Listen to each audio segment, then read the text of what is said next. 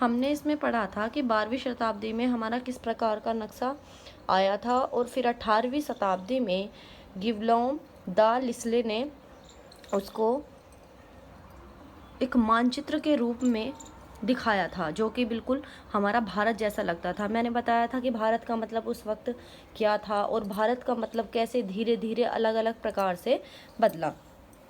तो अब हम इसमें ऐसे ही पढ़ेंगे कि किस प्रकार किन शब्दों के परिवर्तन हमारे समय के साथ बदलते रहते हैं।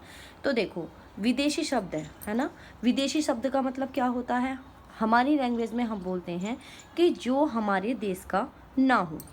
ठीक है, कोई भी चीज़ है ना, या फिर कोई व्यक्ति है, तो हम उसको क्या बोलते हैं कि जो हमारे देश का नहीं है, हम उसको विदेशी व्यक्ति या फिर विदेशी चीज़ बोलते हैं। ऐसे ही अब जो हमने बताया था कि आपको कि क्या हम इसमें मध्य युग के बारे में पढ़ रहे हैं।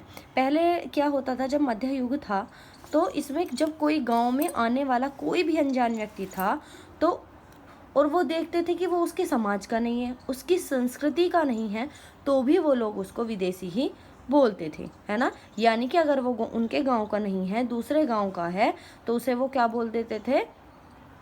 अजनबी। या फिर क्या बोलते थे? नगरवासी के लिए क्या होता था? वो वनवासी विदेशी शब्द होता था। ठीक है, अब हम पढ़ते हैं उनके इतिहासकारों के स्रोत, किस प्रकार से हम पता लगाते हैं, है ना, कि ये जो इतिहास है ये उस समय का है, ये जो चीज़ें हैं ये सत्यता करती हैं नहीं करती, वो चीज़ें। मध्य युग की बात कर रहे हैं तो 700 से 1750 हमारा ईसा चल रहा था, ये हमें याद होना चाहिए।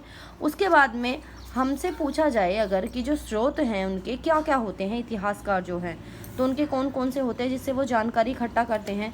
कोई भी उनके लिए क्या मिल जाएगी? लिखित सामग्री मिल जाएगी कहीं पर, है ना।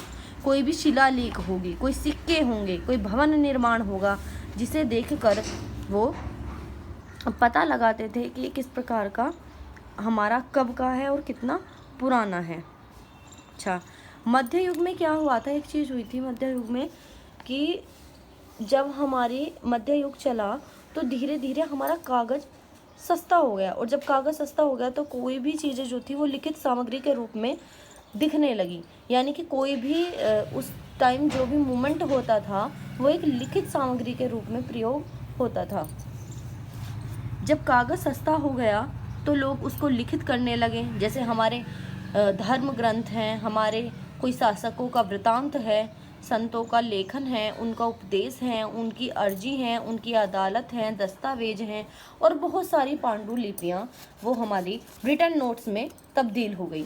उसके बाद में क्या हुआ कि उनको कहाँ पर रखा जाता था? पांडुलिपियों के पुस्तकालय तथा अभिलेखागारों में रखा जाता था। ठीक है, और अभी भी जैसे देखो भाई हमारी गवर्नमेंट है, हमारी गवर्नमेंट के भी कुछ पुराने और बहुत ही मूल्यवान दस्तावेज होते होंगे, तो उन्हें भी एक सामग्री के रूप में और उनको एक बहुत ही इम्पोर्टेंट वस्तु के रूप में उनको एक प्रॉपर तरीके से अच्छे से रखा जाता है ना, अभी भी।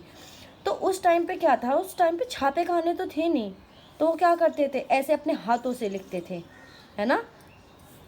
अब आपको एक बात पता होगी, एक बात बताओ, एक बच्चे ने नकल करी किसी की कॉपी से, ठीक है, जिस बच्चे ने सबसे स्टार्टिंग में लिखा, ठीक है, जिस बच्चे ने सबसे स्टार्टिंग में लिखा उसके दिमाग की बातें तो वो हैं ही, लेकिन जब वो व्यक्ति कॉपी करने वाला होगा, उसने बोला होगा कि ये लिख ले इस तरीके से, ये है, वो अलग तरीके से बताएगा। फिर उसके आगे बैठे वाला बच्चा है वो पूछेगा कि तेरा क्वेश्चन हुआ कि हाँ।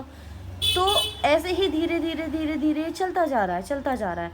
लेकिन आप देखना कि जब एक ही कॉपी में से चीटिंग की गई है लेकिन हर बच्चे ने उसको अलग तरीके से रिप्रेजेंट किया है, तो आपको पता चल जाएगा कि सबका लिखित जो लिखित व्यवहार है वो अलग है ना। अब आपको ये पता होना चाहिए, आपको पता है कि सबसे इस वजह से ना बहुत सारे लोगों के लिखे हुए ग्रंथ हैं, ये सब हैं, तो व्यक्ति कंफ्यूज हो जाता है कि आखिर कौन सी बात सच है और कौन सी बात सही है ना। तो कुछ ना कुछ वही है, कि ज़्यादा से ज़्यादा हम लोग सोचते हैं कि इसको सरलीकरण करके दूसरे के सामने प्रेजेंट करेंगे तो शायद ज़्यादा अच्छा हो जाएगा। लेकिन एक बात है, जैसे हम बोलते हैं ना, किसी ने हमें कोई बात बताई और हमने किसी और को वो बात बताई, तो जब हम उसको बताते हैं तो उस बात में अंतर हो जाता है ना। और जब तक वो तीसरे व्यक्ति तक पूछती है तो उसका अंतर हो जाएगा, पांचवें व्यक्ति पे पहुँचेगी वो वाली बात तो अंतर हो जाएगा। तो अंतर तो देखो नॉर्मल है और वही है, ठीक है।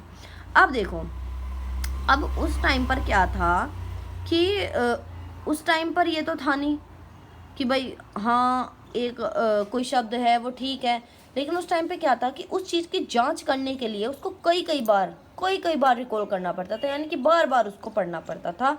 और उसके बाद में 14वीं शताब्दी में हमारे इतिहासकार हुए जियाउद्दीन बर्नी, उन्होंने पहली बार 1356 में और दूसरी बार उसके 2 वर्ष बाद लिखा था क्या कि 1971 तक इतिहासकार को पहली बार इस वृतांत की जानकारी नहीं थी कि पुस्तकालयों में भी विशाल संग्रह को दबा दिया गया है।